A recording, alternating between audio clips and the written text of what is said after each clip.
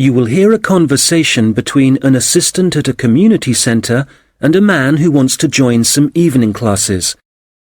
First, you have some time to look at questions 1 to 6.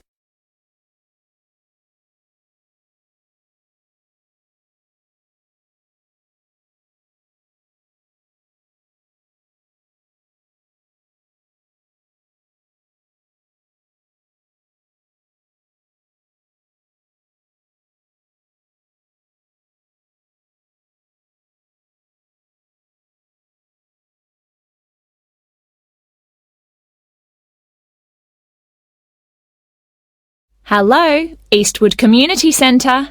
Oh, hello. My name's Andrew Dyson. I'm calling about the evening classes you offer. OK, Mr Dyson. Are there any classes in particular that you're interested in? Yes, you've got a class called Painting with Watercolours, I believe. That's right. It's a popular class, so this term it'll be moving to the hall, so they've got more room. Right. I know it's on Tuesdays, but what time exactly? It was 6:30 last term, but let me just have a look at the details. OK, it'll be 7:30 this time. Probably it suits more people. Well, it's my wife who's really interested, and that'll be good for her because she's home from work by 7:15. That'll give her just enough time to get there. What does she need to bring? OK, well, paints are provided by the tutor, I know that. The information says she'll need just a jar for water and some pencils for drawing. There are also lots of aprons here, so she needn't worry what she's wearing. And the cost for 4 classes is $45, including paints, as I said. OK. Now, we're both quite keen on the Maori language class. There are spaces on the next course, so you could join that. Oh, good. Which room will that be in? When you come in through the entrance of the community centre building, you'll need to go straight up the stairs in front of you, all the way to the top, and it's the small room you'll find there. I see. All right, and let me just check when it's starting. I heard from someone that the July course has been delayed until August. I'm afraid so, and we're halfway through the June course at the moment, so there's not much point you taking that. I guess we'll have to wait then. Well, when you do come, the tutor recommends bringing a small recorder with you, just so you can listen again later. And the cost for 5 classes is currently $40. OK, useful information to know. There's one more class I'm interested in. That's the digital photography class. Oh, I've taken that class myself. The tutor's very good. That'll be in room 9, and it's starting in 2 weeks' time, in the evening, every Wednesday at 6 o'clock. Obviously I need to bring the camera with me. I suppose it'd be useful to have the instructions that go with the camera too? I'd say so. Some people bring along a lot of accessories like extra lenses, but there's really no need for this class. It's mainly focusing on composition, really, and getting the most out of the basic camera. That's exactly what I need. And how much does it cost? Let's see. For 4 classes, it's $35. But if you take 8, it works out as $55. So you're making a bit of a saving. $15, that is. I see. Before you hear the rest of the conversation, you will have some time to look at the questions 7 to 10.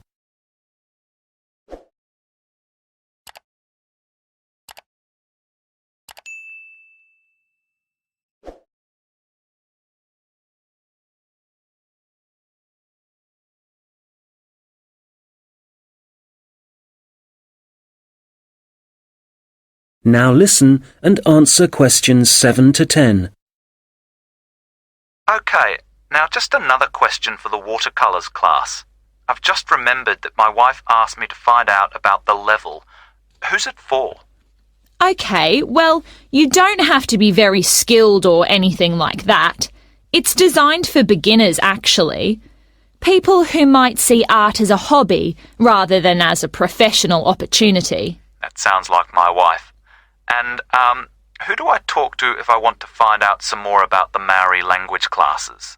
Probably best to talk to the tutor directly. He'll be in the office in about half an hour. His name's Jason Kuai. That's K-A-H-U-I. Good.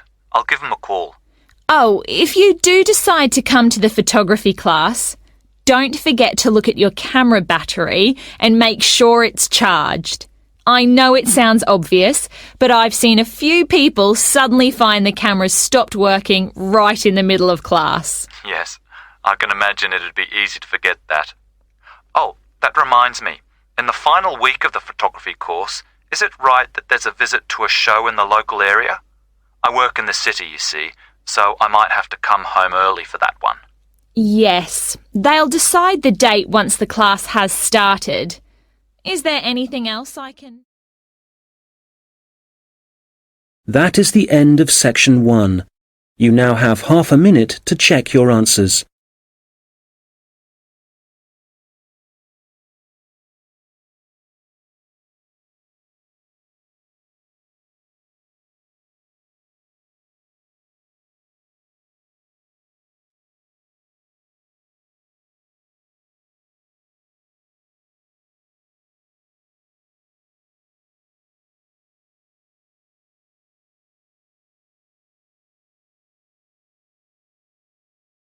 Now turn to section 2.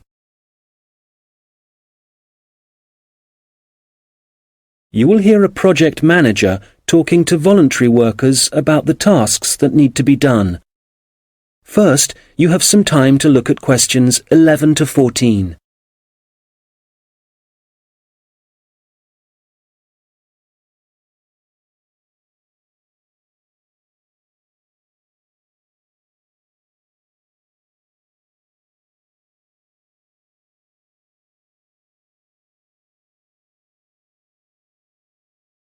Good morning. It's great to see so many people here. Thank you all very much for coming. Well, as you know, the community gardens at Hadley Park are really not looking as good as they should. Quite bad, really. And although the local council has a budget to deal with some of the problems, we do need volunteers for other tasks. If you don't mind, I'm going to divide you into 2 groups. So everyone on this side of the room is Group A, and the rest of you are Group B. So, Group A, there are a couple of things we'd like you to help with. First of all, don't worry about any litter or empty bottles you see lying about. One of the local schools has offered to help out with that as part of their own environmental project. The priority for you will be to give us a hand with the new wooden fencing. It needs constructing along parts of the bicycle track, as there are parts which have now fallen down or broken, as I'm sure you've seen. You've probably also noticed that some of the pathways that come from the bicycle track are quite narrow, and there are plans to make them wider, but the council will be dealing with that later in the year. And they've also promised to produce some informational signs about the plants in the gardens. Hopefully, they'll be up in a few weeks' time. The other thing we're doing is getting rid of some of the foreign species that are growing in the gardens and putting back some native plants and trees. So you'll be doing some digging for us and getting those into the ground. So, Group A, there's some items you'll need to bring along with you. I was going to say raincoats, but the forecast has changed, so you can leave those at home. I'd definitely recommend a strong pair of boots. Waterproof would be best. It's quite muddy at the moment, and your own gloves would also be advisable. Tools will be available, spades and hammers, that kind of thing. You just need to make sure they go back in the trucks. And, there's no need to worry about food and drink, as we'll be supplying sandwiches and coffee, possibly some biscuits even. Before you hear the rest of the conversation, you will have some time to look at the questions 15 to 20.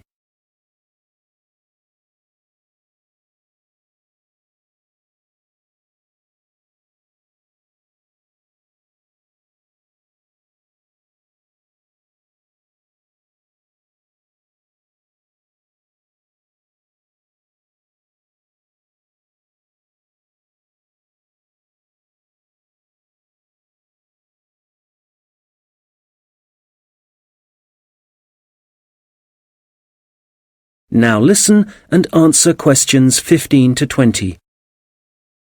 OK, Group B, your turn. Does everyone have a copy of the plan? Oh, great. OK. We'll all be meeting in the car park. That's on the bottom of the plan. See? Now, if you've been assigned to the vegetable beds, to get there, you go out of the car park and go up the footpath until you reach the circle of trees. There they are, in the middle of the plan. And you see that the footpath goes all the way around them. Well, on the left-hand side of that circular footpath, there's a short track which takes you directly to the vegetable beds. You can see a bamboo fence marked just above them. All right? OK, if you're helping out with the beehives, pay attention. Look again at the circle of trees in the middle of the plan and the footpath that goes around them.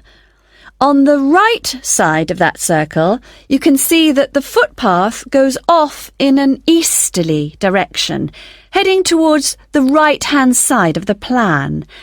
And then the path splits into two, and you can either go up or down.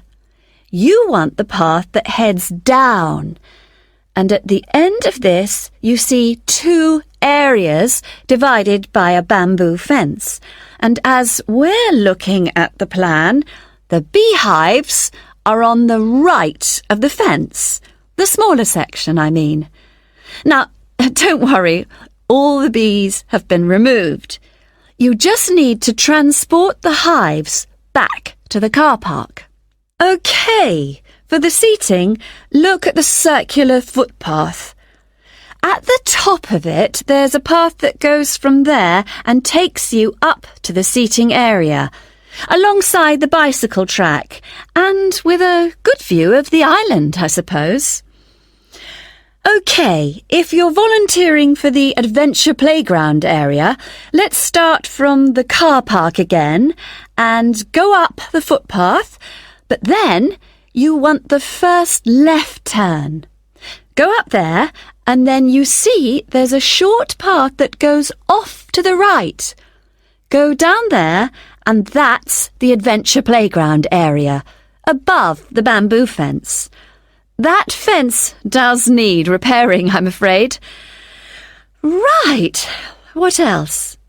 Oh yes, the sand area. We've got that circular footpath in the middle.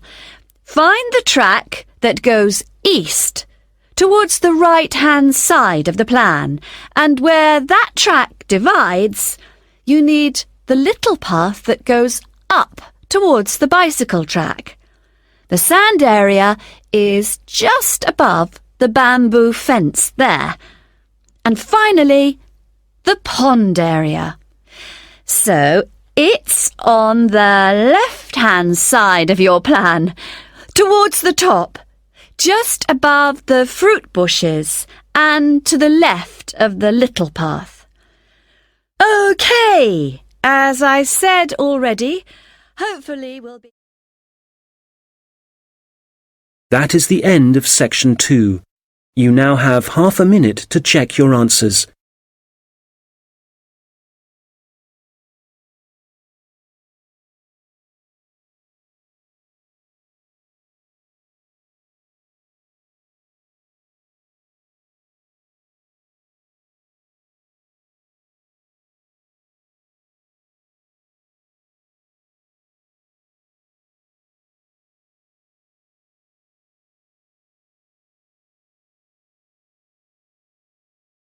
Now turn to section 3.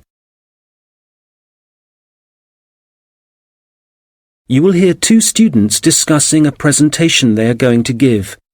First, you have some time to look at questions 21 to 25.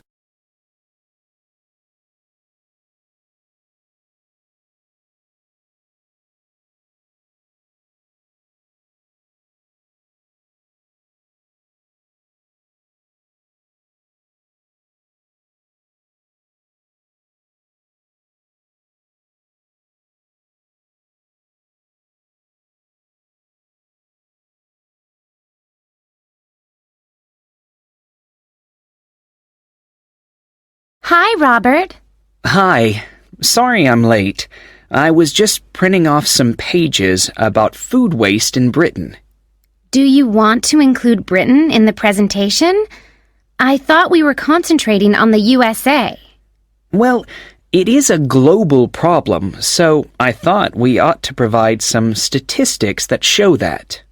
Fair enough. What did you find out? Well, I was looking at a British study from 2013. It basically concluded that 12 billion pounds worth of food and drink was thrown away each year, all of it ending up in landfill sites. Over 8 million tons. And that wasn't including packaging. An incredible amount. Yes, and they were only looking at what households threw away, so there's no information about restaurants and the catering industry. But one thing the study did investigate was the amount of milk and soft drinks that were wasted, and I think it was probably quite unique in that respect. Interesting. You know, in the other European reports I've read, there's one thing they have in common when they talk about carbon dioxide emissions. I know what you are going to say. They never refer to the fuel that farms and factories require to produce the food, and the carbon dioxide that releases? Exactly. We could really cut down on carbon emissions if less food was supplied in the first place.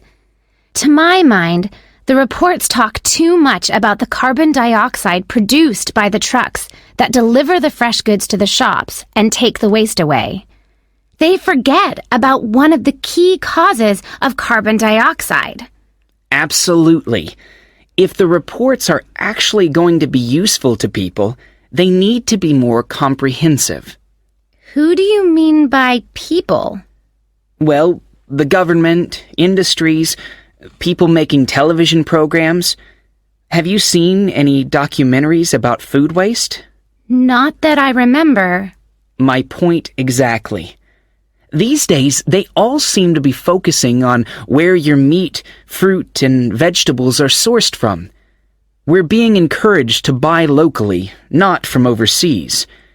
That's probably a good thing, but I'd still like to see something about waste.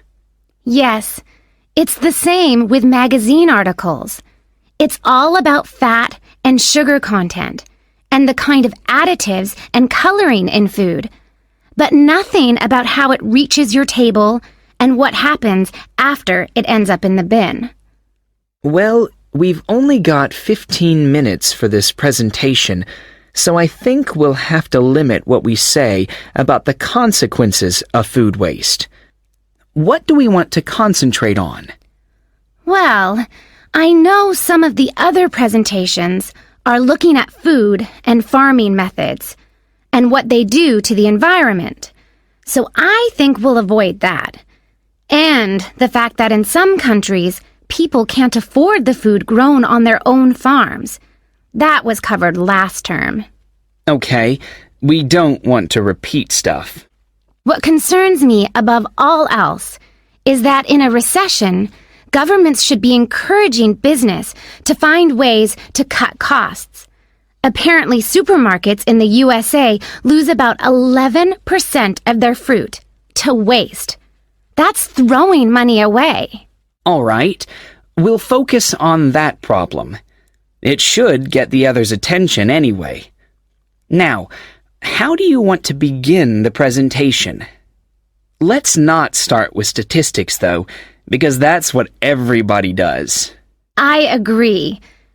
How about we give the other students a set of questions to answer about what they suspect they waste every day? I'm fine with that. Probably a better option than showing pictures of landfill sites. It'll be more personalized that way. All right. Now let's start. Now listen and answer questions 26 to 30.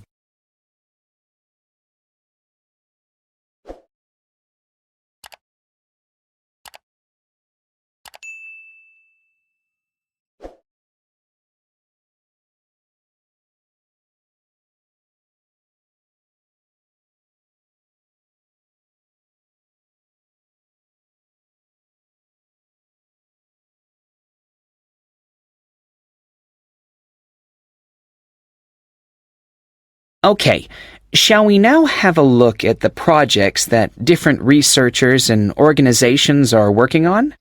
For me, the project I really liked was the one at Tufts University. You know, where they've invented tiny edible patches to stick on fresh foods that show you what level of bacteria is present, and so whether you can still eat it. It's a great idea, as it tells you if you need to hurry up and eat the food before it goes off. The other good thing about the patches is that apparently they'll be cheap to manufacture. Good. Then the other thing I thought was great was the Massachusetts Institute of Technology project. I hadn't seen that. Well, they've developed these sensors that can detect tiny amounts of ethylene. Ethylene is the natural plant hormone in fruit that makes them turn ripe, apparently. The researchers think that they can attach the sensors to cardboard boxes, and then supermarkets can scan the sensors with a portable device to see how ripe the fruit inside is. That's got to be a quicker way to check for ripeness than taking each box off the shelf and opening it. Definitely. And I thought that Lean Path was worth mentioning too. Their waste tracking technology means that caterers can see how much food is being wasted and why. That'll increase profits for them eventually. Yes. And did you read about 0%? They've produced this smartphone application that allows restaurants to send donation alerts to food charities. The charities can then pick up the unwanted food and distribute it to people in need. In the long run, that'll definitely benefit poorer families in the neighborhood. No kid should go to school hungry. I agree. And I read that quite a few local governments in the USA are thinking about introducing compulsory composting in their states, so you can't put any food waste into your rubbish bins, just the compost bin. Well, I guess that means a bit more work for people.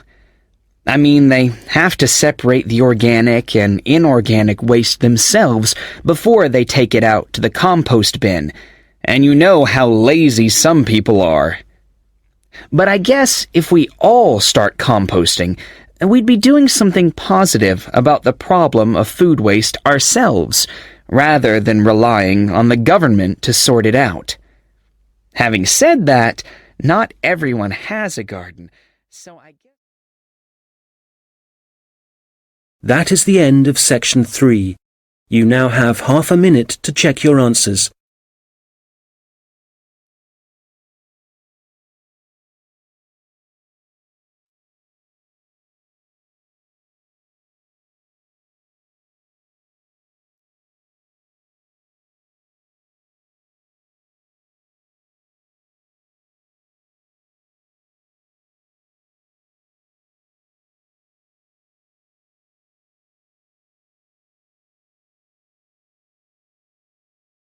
Now turn to section 4. You will hear a lecture about Maori kite making. First, you have some time to look at questions 31 to 40.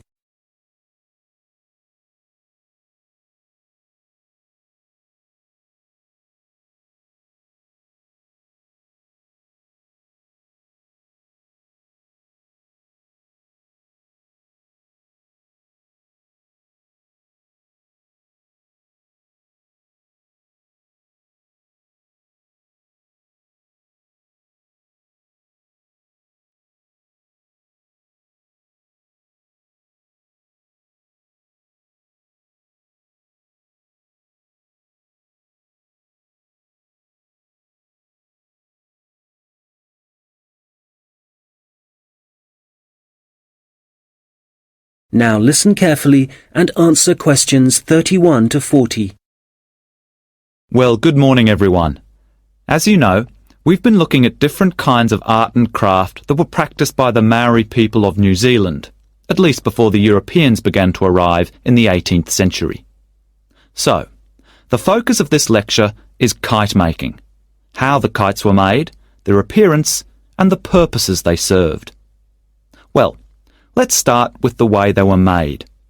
As with other Maori artistic traditions, kite making involved certain rituals. So, firstly, only priests were allowed to fly and handle the largest, most sacred kites. There were rules too, for the size and scale of the kites that the priests had to follow, and during the preparation of both small and large kites, food was strictly forbidden. In terms of appearance, kites were frequently designed in the image of a native bird, or a Maori god, and sometimes, perhaps less often, a well-known hero. You can imagine that when Maori first arrived in the new country, in New Zealand, it may have taken some time to find suitable materials for their kites. But, through trial and error no doubt, they found plants and trees that provided bark and even roots that they could use to make the frames and wings of their kites. And after the frame had been constructed, the kite then had to be decorated. For this, the priests used long grasses, and these, when the kite was in the air, would stream along behind it. They also used a variety of feathers to add colour to their creations. Well, all this meant it was easy to see a kite in the sky, but you could also hear Maori kites. They could be quite noisy indeed, and this was because some priests liked to hang a long row of shells from the kite. You can imagine how they'd rattle and clatter in the wind, how they might completely capture your attention. As I said before, the most common image was probably a bird, and that's the same for other kite-making cultures. But the kites were designed in particular shapes. So, there were kites that were triangular, rectangular, and also shaped like a diamond. And some of them were so large it would actually require several men to operate them. Some of the kites were also covered in patterns, and to make these patterns, the Maori used different pigments of red and black, and these were either made from a charcoal base or from red-brown clay which had been combined with oil obtained from a local species of shark. Now, before I forget, if you have a chance, do visit the Auckland Museum, because they have the last surviving Birdman kite on display. This is the kind of kite that has a wooden mask at the top of the frame. It's a mask of a human head, and you can clearly see it has a tattoo and also a set of teeth. Quite impressive, and a good example of Maori craftsmanship and symbolism.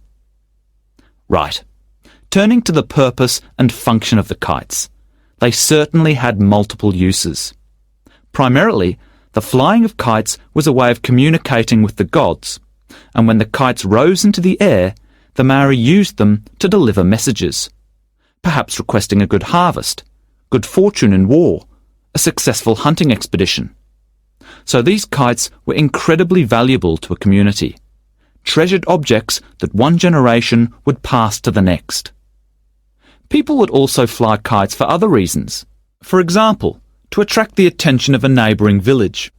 This was done when a meeting was required between Maori elders, a convenient method indeed. And finally, when it comes to war, there are traditional stories that describe how when a Maori warrior found himself surrounded by his enemies, a kite could actually provide the possibility of escape. The kites were powerful enough to take a man up into the air, and for this reason, they could also be used to lower him into enemy fortifications so that an attack could begin from the inside. Well, I'm happy to say there seems to be a revival and growing interest in kite making, and That is the end of section 4. You now have half a minute to check your answers.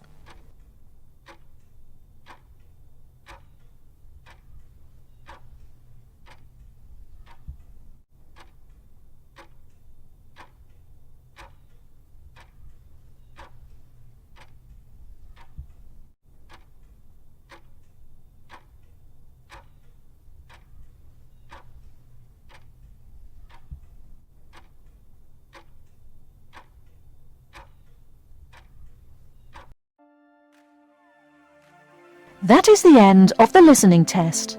In the IELTS test, you will now have 10 minutes to transfer your answers to an answer sheet.